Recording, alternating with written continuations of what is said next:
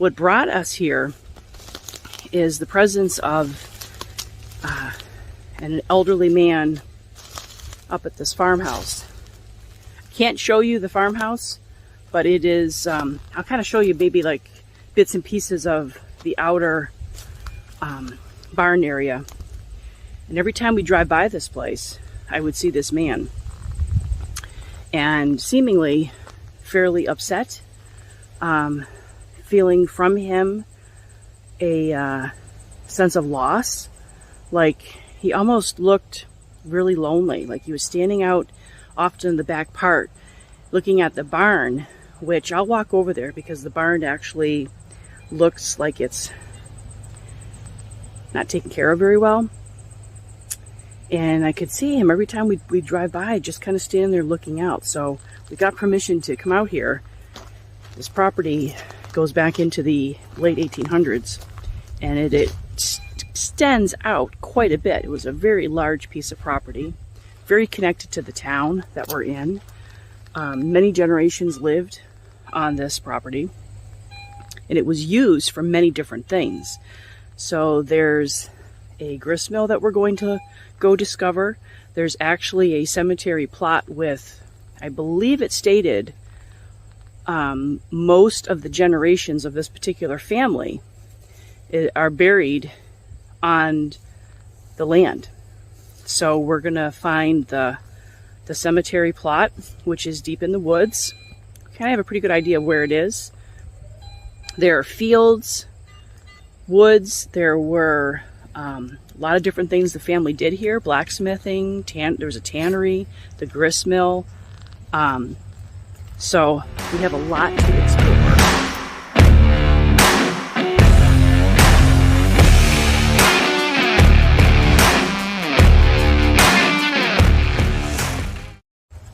Steve has a signal. So we have a 75 signal here, which is pretty good. I mean, good. It's kind of penny signal sometimes. It could be another tin can. Could be. Maybe not. This is a good advertisement for the Bruins. Oh, he's just looking at your shirt. You can hear in the distance, there's some people doing some work.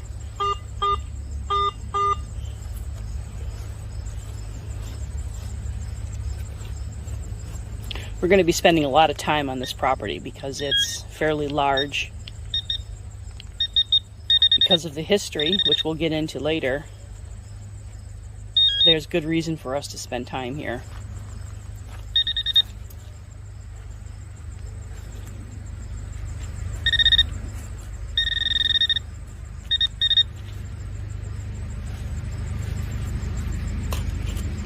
Oh, here comes the management.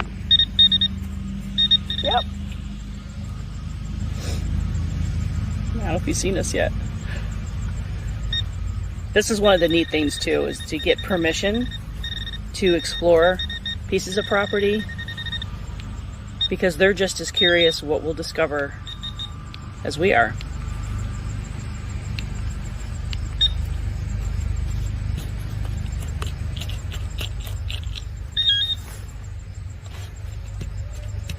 So, false reading, or is it?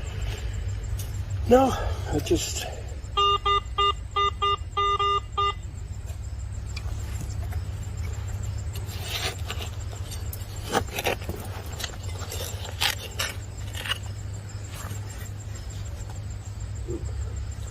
Yeah, that critter. What is that? It's some sort of a grub? Some sort of larvae of something.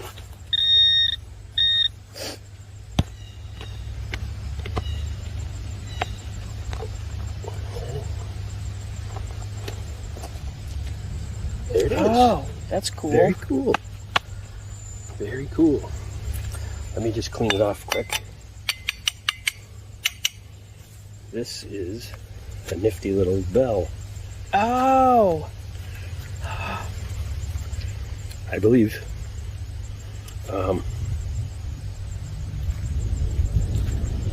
That's neat. It's the mystery of not knowing what it is, not knowing what's there is so cool.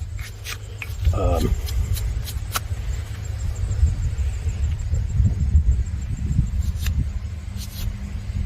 then how cool would it be if you get it all cleaned up and it's got some sort of inscription on it? It could be part of something as well.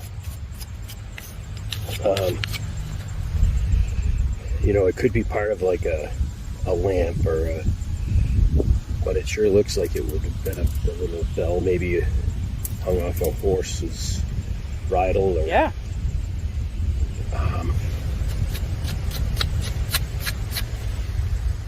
It's got kind of a weird pattern on it, but I can't tell if it's something that maybe was, Sold in the way. Let me try to. There we go. Oh. See, it's kind of got all those little squigglies, but that's really neat. I'm not 100% that that's what it is, but again, I believe it's probably either bronze or brass.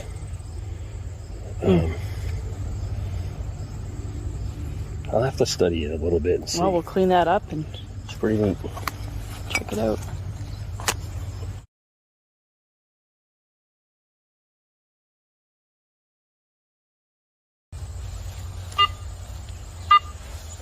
So when it dings high, does that mean that it's picking up something?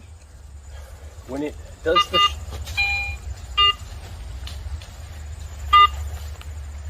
when you hear the sharp ping, I'll call it, like that, that's generally the sign of a coin. Really? And you can see on the machine that it will read out the higher the number here, it's generally the better chance of it being a coin or something. Oh, wow. Okay. Silver or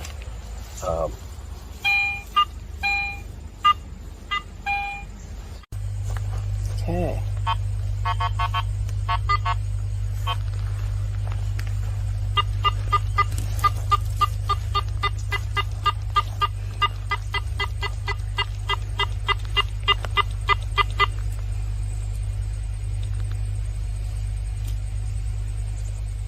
Just give you an idea of this field that we're in. It's a beautiful day. So at one time, obviously you can see a road here, but at one time, I can't show you the house. It's up on the hill past these trees here. But at one time, that particular farmhouse, the land extended well beyond all this property. There's a cul-de-sac that's down in the corner there, obviously with some modern houses. That was part of the property. There's a grist mill that's on the property. We're just in a small section.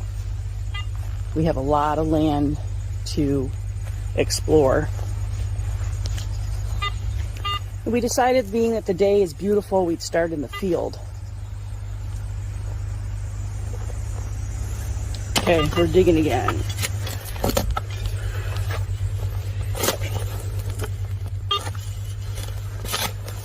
it's hard to say too, because sometimes in these older homestead areas, you never know where people, they didn't go to the landfill, as most of you probably know.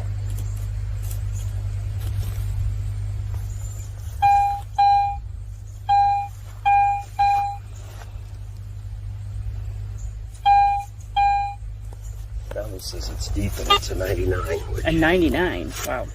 But it's still not a super solid signal. So, I mean, if it was steadily pinging like that and it was 10 inches deep, I'd probably be pretty excited and optimistic, because there's a good chance it would be a coin, and out of 99, it could be a silver coin.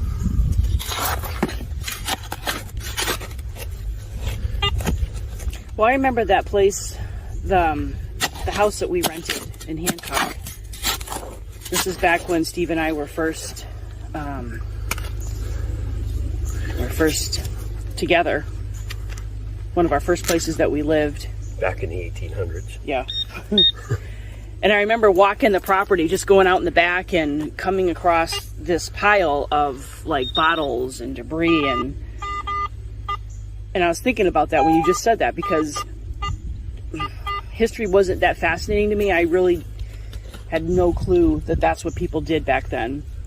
And I remember stumbling on it and thinking, what the heck is this? And you saying, wow, that's their dump pile. Like, what do you mean it's their dump pile? Well, that's where they would put all of their trash. Remember, there were like tons of bottles and stuff out there. Yeah, I have good friends that do that. They also metal detect from time to time, but they do they collect bottles from all these old dumps and stuff, and it's pretty interesting. And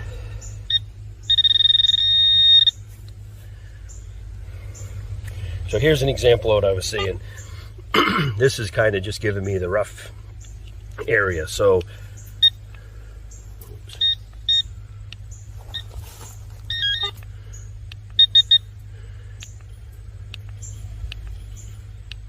with one beep, I'm going to have to be pretty close to whatever it is. So whatever it is right here. And it's very small because... It's very small.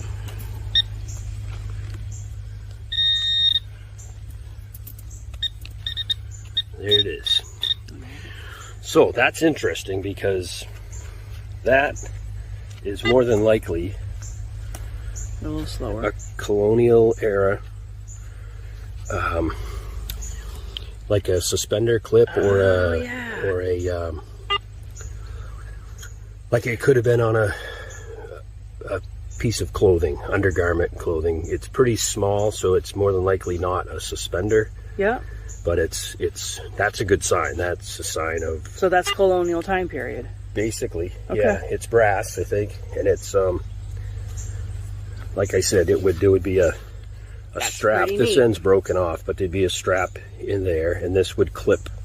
You know, it could be like a bra or some sort of women's clothing type garment thing. Yep.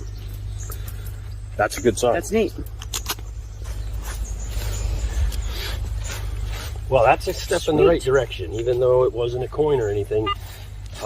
Some of those items are good indicators of we're in the right place for colonial time period stuff, which, I mean, we kind of know that because of the research that Karen's done, and in talking with some of the locals that have helped us out with some of the history of the property. But it's always exciting when you find something that is actually of the right era. And not a tin can. Not a tin can.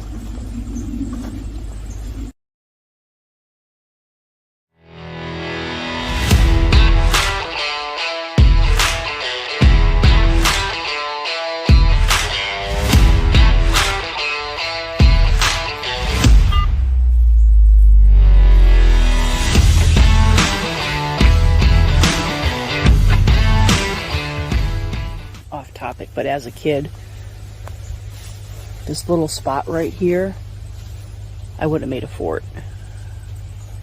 That would be a cool fort in there. Actually, I think there's something in there. Yeah, there is.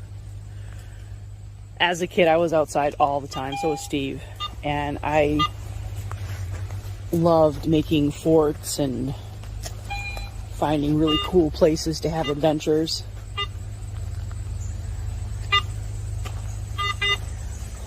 Let's see what this is over here. Some wooden structure.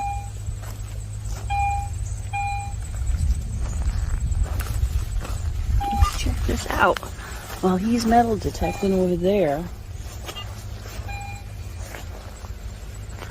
I don't really know if you can see it, but there's definitely, might have been like a little shed, or just that. Could have actually been, could have been a fort of some kind. Huh.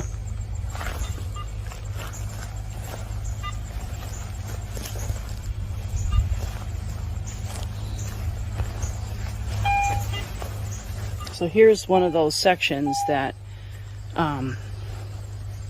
he talked about, the trees.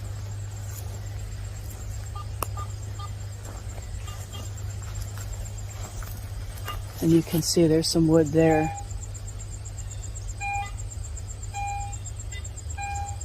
Which eventually he'll make his way in here. But that's kind of neat. So I think that man is... I think he has spotted us. Because he's looking over here. Oftentimes, people ask me that, you know, being a medium and, you know, what do spirits just kind of come to you? Well, they kind of do. It's like, I always describe it as, it's like having a beacon around me that spirits can, they can tell. They can tell any sensitive person, really. Oftentimes people who have abilities don't even realize that spirits are around them trying to get their attention because they know that person can see me. That person can feel me.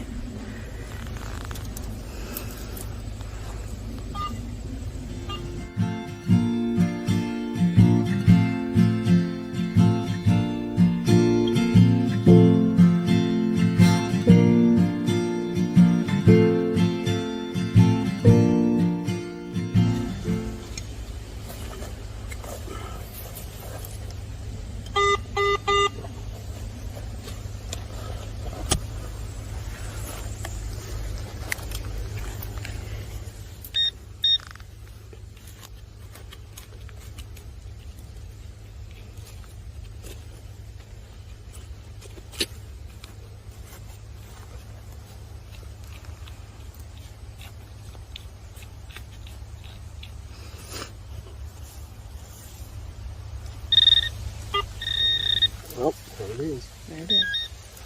This is another fairly common find. Is it a button? No, No, it's a shotgun. It's the end of a 20 gauge, I would say, shotgun shell. They're brass ends. You can see the writing on it. Back in this era, it was probably a paper. They used to make the shells themselves. Now modern shells are made out of plastic. Back in these days, they were made out of paper, almost like a thin cardboard with a wax coating on them. So the paper, you know, deteriorates over the years, and you end up with just this. Again, another fairly common find. Not of any value, but neat. Somebody was out here probably shooting a grouse for dinner or something. High 40s, 50, which I'm gonna make a guess, and I'm gonna say that it's gonna be another shotgun shell. And, well, let's see. So it must take time to figure out the different signals. Yeah, it does. You know, a lot of practice. It does. When I first started, I went with a friend of mine who had an extra detector, and it was funny because we went to a couple not real old spots, but I was watching him, and he didn't dig hardly anything. But me being a newbie, I dug everything and peeped on the thing, and he explained to me that this was quite a few years ago. This one's far more modern than his. His had just a needle on it, and it would, you know, you watch the needle for different signals. And I noticed afterwards that he only dug certain detections or whatever, or signals. I dug everything. I had bottle caps, I had beer cans, I think I found one modern quarter, clad quarter, and he laughed at me because he said, "You'll figure it out as time goes on, and you'll learn to just, you know, ignore some of those other signals and only dig the good signals." Well, you figure he must have did that in the beginning too. Yep, I think everybody does, because when you first Well, how would you know? out, you can't help. I can, anyways. I can't help but you just want to dig everything because you don't know, you know, what is it? Which is, as I said earlier, is to me one of the intriguing things about doing this is. Is that it? No. Well, one of the sad things about this is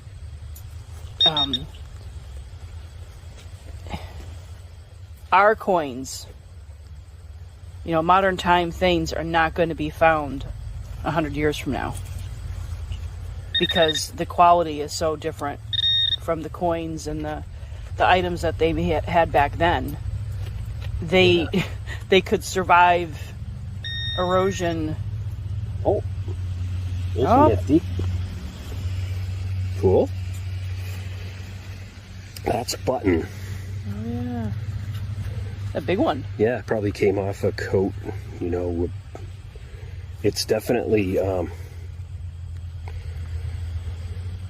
it looks as though it was probably gold gilt at one time. You can still see some of the coloration on it. I'll brush it off. So now, I was going to say, when you find some of these items, do you have to be real careful of what you spray on them, what you put on them? Yes, yes. And this is all stuff that I've learned from watching some of the other guys that, you know, that are on YouTube or whatever. You know, some of them are far more educated to these relics than I am. I'm still learning, but you know, I've learned that anything silver, you want to spray water on. I have a little water bottle that I carry with me, and they don't recommend at all that you rub anything silver. You'll scratch it, and if it is a valuable coin, you can damage it by rubbing it. That's true. So anyways, that's a broken piece of a button, which is, again, kind of neat. It's still got the latch on the back. There's no design on it or anything. That's a pretty big button. Another fairly common item to find is buttons. You know, everybody's clothing had buttons on them.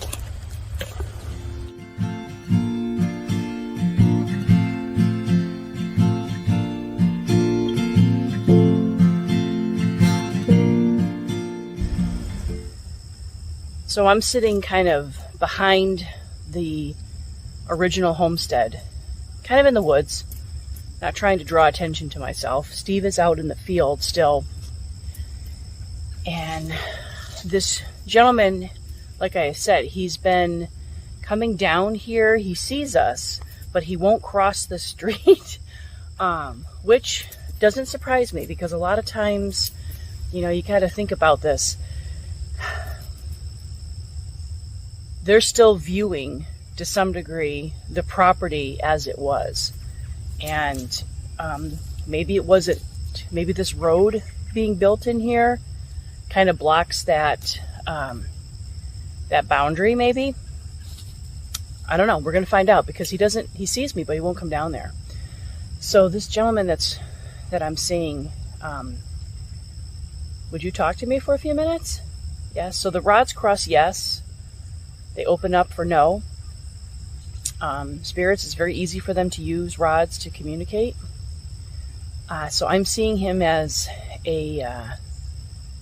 probably an average sized man in height, but fairly robust. Has a little bit of a belly on him. Am I describing you correctly? Yes? Okay. Have you been watching us for a while now? Yes? Are you uncomfortable with me being here? No? Okay. That's good. That's good. So I'm just intrigued by who you are. And wondering if this particular property, was this your property? Yes. Can you point to the direction of the house that you lived in?